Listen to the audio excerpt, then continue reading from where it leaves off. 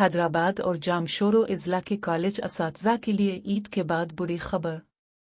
College education department کا رشنلائزیشن کا فیصلہ، اضافی اساتذہ کی تفصیلات طلب۔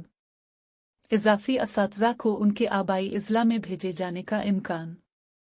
تبادلوں سے بچنے کے لیے اساتذہ نے بھاگ دوڑ شروع کر دی۔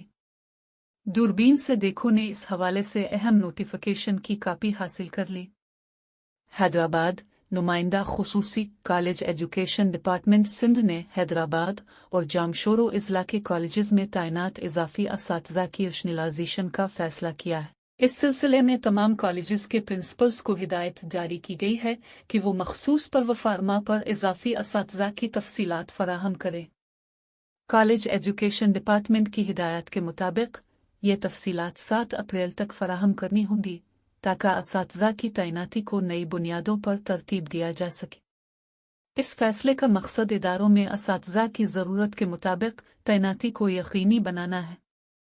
ریجنل ڈائریکٹر کالجز حیدرآباد نے سیکشن آفیسر کی جانب سے جاری کردہ نوٹیفیکیشن کے مطابق کالجز کے پرنسپلز کو اضافی اساتذہ کی فہرست مہیا کرنے کا حکم دیا ہے جو کالج ایجوکیشن کو مزید کارروائی کے لیے بھیجی جائے گی۔ ذرائع نے دوربین سے دیکھو کو بتایا ہے کہ اضافی اساتذہ کو ان کے آبائی اضلاع میں بھیجے جانے کا امکان ہے، جس کے باعث کئی اساتذہ نے اپنے تبادلوں سے بچنے کے لیے بھاگ دوڑ شروع کر دی ہے۔ ادھر دوربین سے دیکھو نے اس حوالے سے اہم نوٹیفیکیشن کی کاپی حاصل کر